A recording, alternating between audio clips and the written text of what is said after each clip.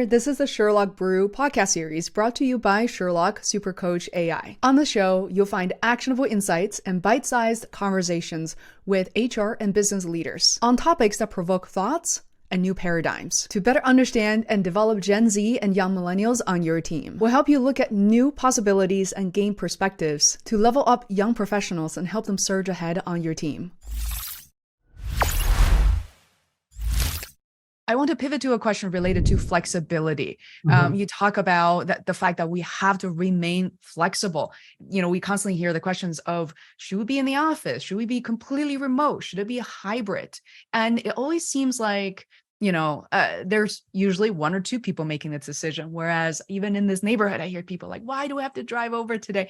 But not just the flexibility is not just where we work, but in general, in terms of technology, AI, and adoption. So I would love to hear your take on what you mean by flexibility is key. At the end of the day, to me, flexibility is a very personal and customizable thing. And so what I consider flexibility for me is going to be different from you, for instance. Like if you're a young parent, your flexibility needs are going to be different than somebody who has an empty nester, for instance. I may have hobbies. I may be, an HOA president, and maybe I have to spend more time. So it's a very personable thing. And so I think whenever a company thinks about it, like more of a flexibility or flex time philosophy, I think that has to be incorporated. Now, at the same time, the company obviously has its own needs. And I was talking to a couple of executives at our firm and, just kind of exchanging ideas.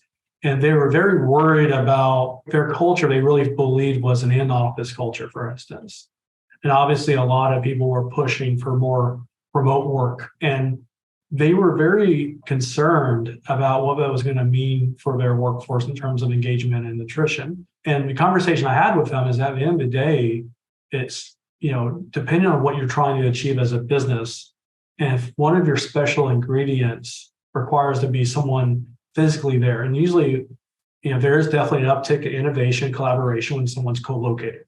And so a lot of science has shown that, and we've seen that even a lot of organizations forcing people to come back. But I think the organization has to be very clear and firm of kind of what that is. I think the more an organization kind of oscillates, then it makes the employee base question what is the true value to be in the office. If the organization, I told them, you should be unapologetic about it. And at the end of the day, it's going to work for some people, it's not going to work for some, and you have to be prepared for that. And as long as you know the impact of your workforce, you can manage that. If you're concerned about retention and you think this is going to have a very heavy impact on attrition or something like that, but you still believe this is a part of your secret sauce, it's like one of those necessary trade-offs. You just have to plan for it. If it's not part of your secret sauce, I would push you, why are you forcing people to come to the office? And so I think it's very clear that the organization has to understand how does that co-location really matter to that organization. I think any organization where innovation is its livelihood, where it's more of a service or very dependent on a lot of collaboration, you can make a case that it should be more in an office. Other organizations, it's maybe you don't need that. So I think the key words being, an organization, they have to be unapologetic. From a personal lens, I think it's, you have to determine what is the flexibility you're seeking. And at the end of the day, I think it's simple. It's just treat people like adults. Let them make those calls. I think the less structure that you put around it, the better. But we have to be mindful that structure encourages people who may not be thinking about it in a good way to take advantage of flexibility. So that's where you have to make sure you almost over-communicate and continue to reinforce the message, not just by communicating the company stance, but also I tell my leaders, if they do weekly updates, share how you have tailored flexibility for you during that week. And so it could just be taking a call, walking around your house or your apartment, whatever. It could be, hey, I went to Starbucks. One just had to, get out of my house, or I want to get out of the office, and I'm taking a call from Starbucks because of that.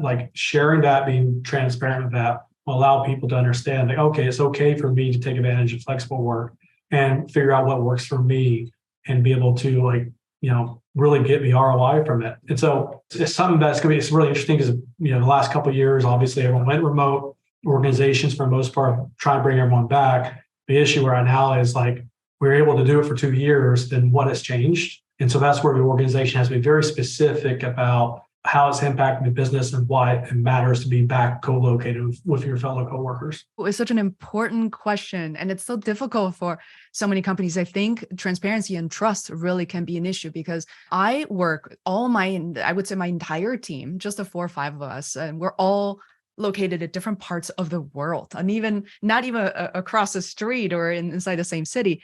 And I definitely noticed like the reason why they're still here is because they deliver so much. And it's not about when they go to sleep, when they wake up, where they're sitting, even necessarily. They get stuff done. There's a lot of synergy together. But with that said, I have to admit that over the past 10 years, I've also worked with people who clearly are remote and who could not deliver at all, even with a lot, over promising, under delivery, and constant email follow-up. They just did not deliver. I think, like you said, flexibility is a personal situation, an issue. And as part of that weekly status or share, I will find it really fascinating for people to share, you know what, I was home and I just couldn't really get anything done that day because of this. I even know parents who said, oh, they're screaming kids at home. I'm going to I actually want to go to the office today because now I know I have a quiet place. So yeah, I think trust maybe is really this trust and structure and the ability, the willingness to educate people on how to be effective no matter where they are.